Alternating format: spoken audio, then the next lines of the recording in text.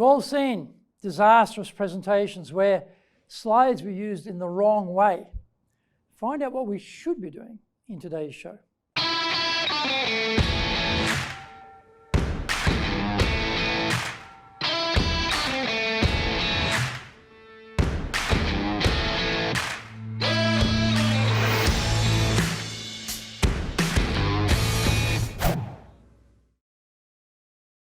Welcome back to year 6 of the Cutting Edge Japan Business Show, which we release every Monday. I'm your host, Dr. Greg Story, Dale Carnegie Tokyo franchise owner, master trainer, president of Dale Carnegie Tokyo Training, and 3-time best-selling author of Japan Sales Mastery, Japan Business Mastery, and Japan Presentations Mastery. Zaegyo is the translation of Japan Sales Mastery. My latest book is Stop Wasting Money on Training, and the Japanese translation is Training de Okane o Muda ni suru no wa yamimashou. We are bringing the show to you from our High Performance Center in Akasaka in Minato-ku, the business center of Tokyo. Why the cutting edge? We are here to win in business in Japan. Let's all be at the forefront, at the cutting edge of how to flourish here in this market. This is episode number 292, Getting Your Visuals Right, Part 1. それでは行きましょう. So let's get going. Today we're going to look at the proper use of visuals when presenting. Many people ask us at Dale Carnegie Tokyo Training, what should I do with preparing my PowerPoint or my keynote presentation? What about the visuals? What is too much? What is too little? What is the best way to make this work for me? Well, there are a couple of things we need to consider at the very beginning. What about the type of visuals that we need to use? How many visuals are required? Some people have very few, some people have a lot. I once gave a 5-minute presentation and I used for that about 90 visuals. You might be thinking, 90 visuals in 5 minutes? Are you nuts?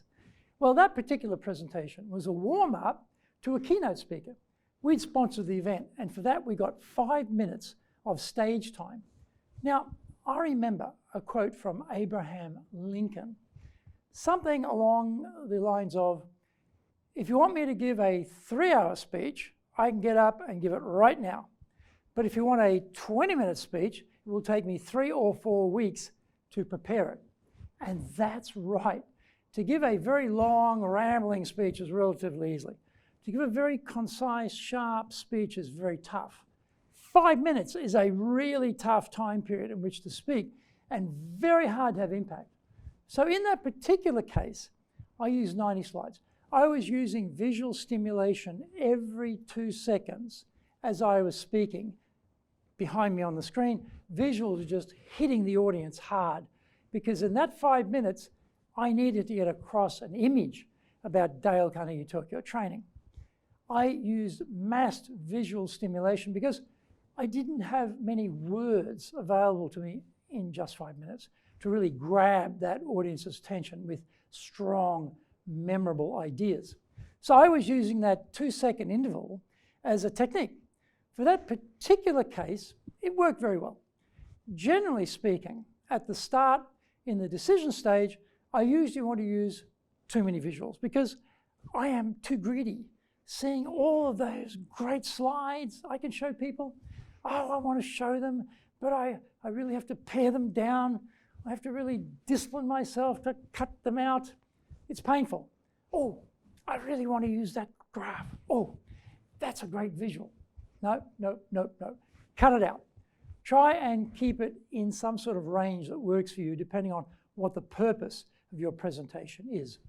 Degree of permanency is something you need to think about. It might be better to use a handout.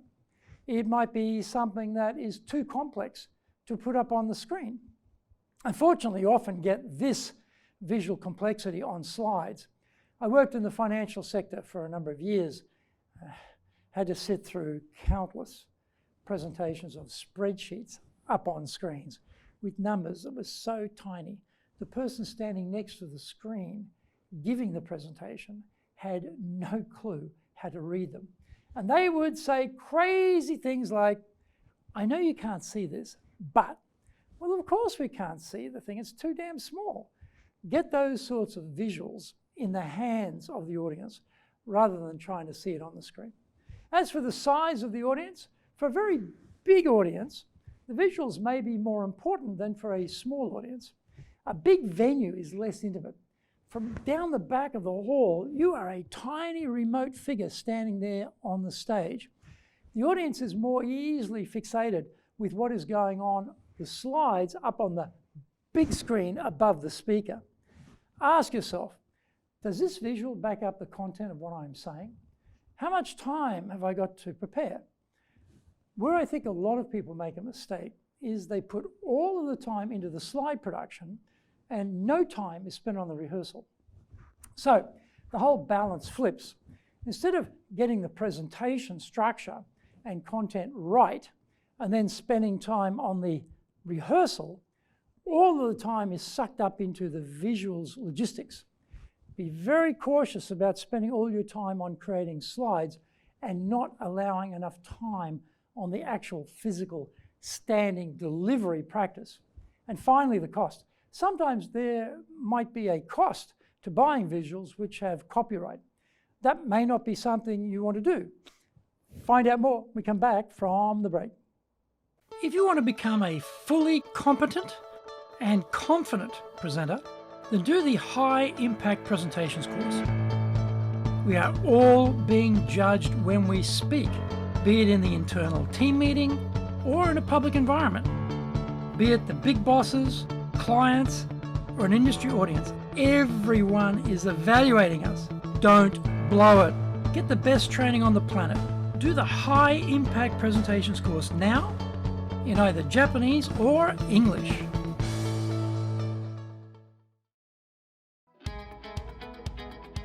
Speaking in public means our personal and professional brands are on show.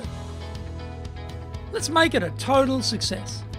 Japan Presentations Mastery is the Bible for presenting in Japan. This is the most comprehensive collection of experience and insight on presenting that you will ever need. Don't work it out by trial and error. Buy Japan Presentations Mastery and learn how to be confident, clear, and persuasive. Buy Japan Presentations Mastery now.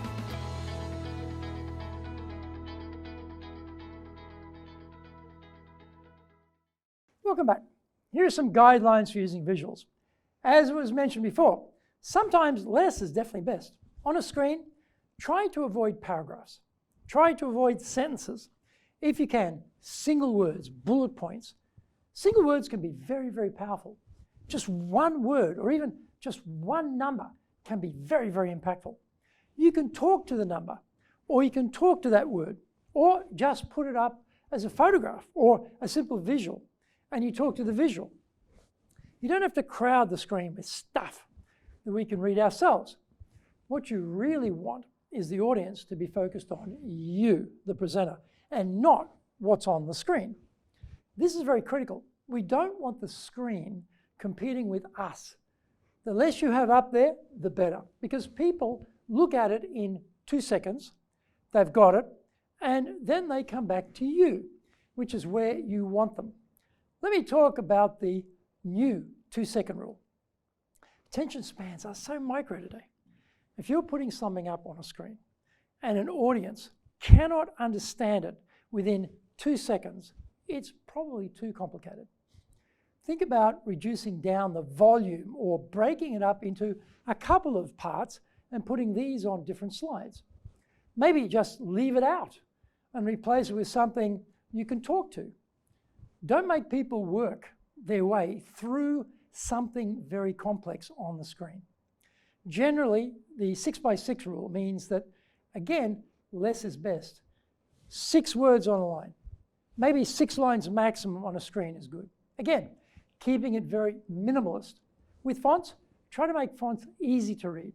You might use for the title a 44 font size and for the text 32. Large font is easier to read if you're at the back of the hall. In terms of font types, sans serif fonts like Arial are very easy to read, whereas serif fonts like Times Roman, which have a lot of additional fancy word, can be distracting. Be very sparing with all uppercase. It's actually screaming at your audience. It's shouting at your audience when you use strong uppercase like that. You can use it, but use it strategically and very practically to make a strong point. Upper and lowercase is much more balanced. For visibility, be careful about underline. Yes, you can use underline, but use it sparingly. Bold, yes, you can use bold, but the same thing. Only use it occasionally. Italics, yes, but very rarely with italics because it's not so easy to read. With things like transitions and animations, sometimes it's good to reveal one concept at a time because there's only one idea on the screen, and then you can talk to that so that you are not competing with a lot of words on the screen. Try and keep it consistent and simple. Or sometimes maybe you have it all up on the screen at once at the same time. If you're going to have animation, say it's going to wipe left to right, for example, as you bring in something, then have it all wipe left to right all the time. Don't have one wipe left to right and then one wipes up and then the other one goes the opposite direction. It's very confusing for an audience. And if we are going to indent on a visual, do it maybe just once on that page. Don't have a sentence and a couple of words and a whole bunch of indents. Just try and keep it as simple as possible. If you've got that much information, whip that over onto another page. Pictures have a lot of visual appeal, and as we say, a picture is worth 1,000 words. Very simply, in 2 seconds, the audience have got it. Now they're ready for your words to talk about the relevancy of this visual image to what your talk is all about today.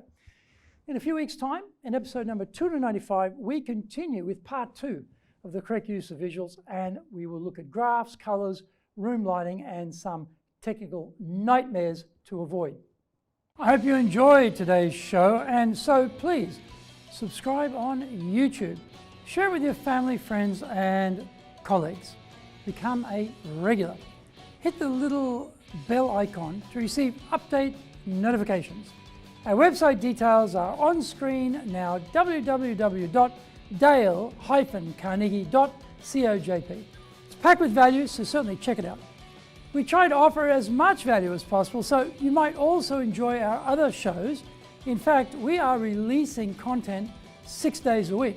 For podcast, Mondays for the Cutting Edge Japan Business Show, Tuesday for the Presentations Japan series, and every second Tuesday for the Business Tatsujin no Oshie Show, Wednesdays for the Sales Japan series, Thursdays for the Leadership Japan series, and every second Thursday for the Business Pro Podcast Show, Fridays for the Japan Business Mastery Show, and Saturdays for Japan's top business interviews.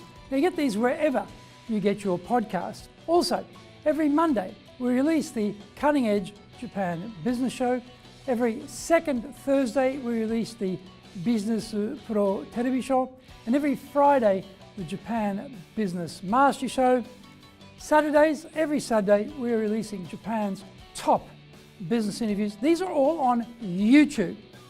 We appreciate your support, and please let others know about it so they can benefit too. We want to make a contribution to helping people build their careers and businesses, and so please join with us in that endeavor. In episode number 293, we're going to be talking about get in sync with the client. So, yoroshiku onegai itashimasu.